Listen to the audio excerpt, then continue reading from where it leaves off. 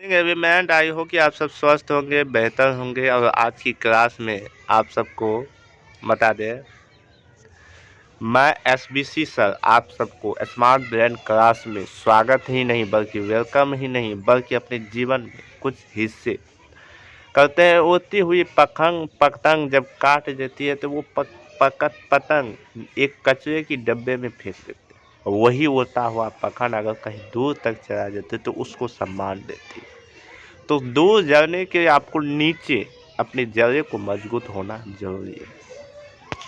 तो कोई आपको भरोसा करे न करे, पर आप अपने या अपने माँ बाप के भरोसा आप करो। तो आज का टॉपिक है नामबाज सिंह। और नामबाज सिंह हमारे दटुट्टा बूढ़ा जी है। और देखो, एक शक्ल में हम कहते हैं कि ये बुढ़वा बा, ये शक्ल में कहते हैं कि ये बुढ़वा बा, असल बात में छोड़बो के ज़्यादा ये ताकत बा, समझे ना। तो यहाँ जैसे देखो, हाँ, एक और बता दें, हमारे जीवन में आपको बता दें कि भाषा जो है कभी कई ऐसे भाषा होंगे जो कि हिंदी शुद्ध नहीं होंगी, ठेठी नहीं होंगी, तो उस पर घबराना नहीं है, जैसे है तैसे ठीक है। और जीवन में देखो, ये जो चश्मा बाजी जो बुढ़ा है, इसका जन्म जो हुआ था नामवर सिंह के 18 जुलाई 1927 ईस्वी में। 28 जुलाई 1927 ईस्वी में। स्थान जीवामा पूर्वानी वासानरी उत्तर प्रदेश। तो इसके माता जी का नाम बागेश्वरी देवी, माता देवी का नाम क्या था? बागेश्वरी देवी। पिता नागर सिंह एक शिक्षक थे। क्या थे? शिक्षक थे। और इन्होंने नागर सिंह थे, इसके बाबा शिक्षक हवे करे, कहाँ गए सारा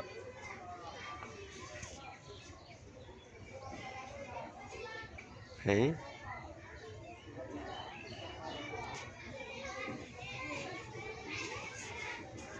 अब यहाँ देखो, इन्होंने इंटर व्यक्ति की परीक्षा में भी इंटर कॉलेज बनारस में बीए किया। और साथ ही इन्होंने 1949 में 1951 में भी इन्होंने कर्म से योगदान। पीएचडी करने के बाद पृथ्वी राजकों की भाषा में विषय भी लिखे और बहुत से ऐसे काम इन्होंने किया अपने जीवन में। हमने किताब पर से आप देखो, नामवर सिंह हिंदी आलोचना की एक प्रतिभा है जिसका 20वीं सदी में एक स्वतंत्रता हुई। और साथ ही इन्होंने उत्कृष्ट और साथ ही समाज में किया। और नामवर सिंह आलोचना ऐतिहासिक प्रंगान का भी एक व्यक्ति रहा, समझे। अब इन्होंने जो लिखा है प्रकृति और समाज, एक निबंध बा। क्या बा? एक निबंध। प्रगति और समाज में कविता का जो तीव्रता महसूस जो किया गया है, इस इधर में ज़्यादातर कविताएं का समाज की ढूंढता पर व्यस्त करता है। वातावरण ऐसे गलत समझे जाने की खतरा उठाकर ये हम विशेष रूप में कविता की ओर उत्कृष्ट करते चाहता हूँ कि सीधे सामाजिक ना होकर हमें व्यवहारिक रूप से आत्मकथा के साथ लिरिक अथवा प्रकृति की काव्य के रूप में आनी चाहिए।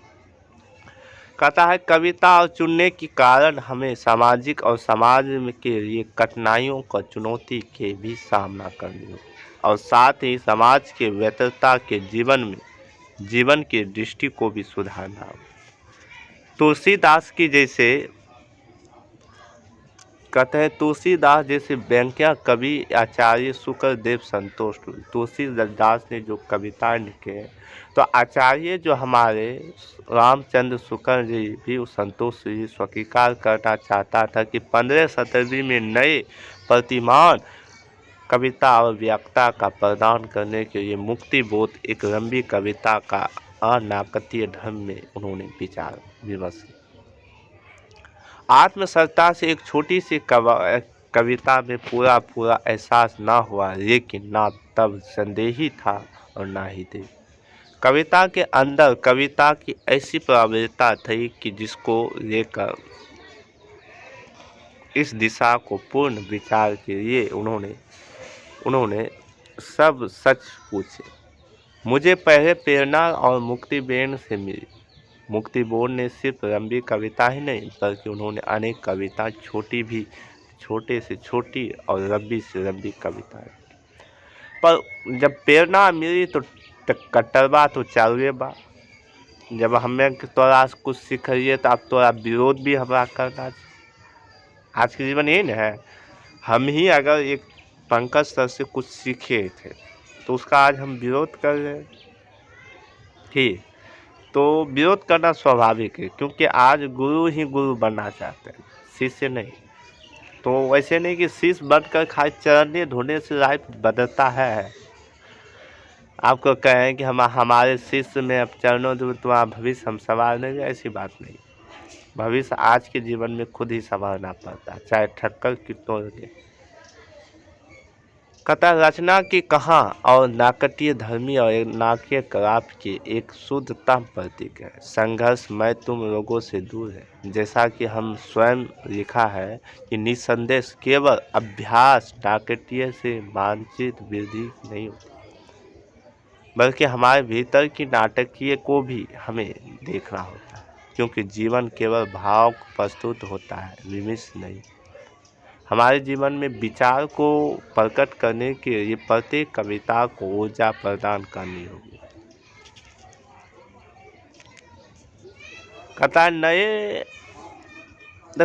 नए कविता का जो समकालिक दिशाएं है, दृष्टिपात है, एक बार हिंदी कविताओं के प्रति कविता की सामाजिक जो होता है, सामाजिक को अर्थ ना होगा।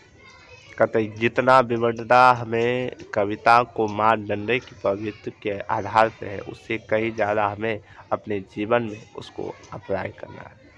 तो कविता जो लिखत ना लिखत उससे छोड़ो। आज का बस वीडियो इतना तक।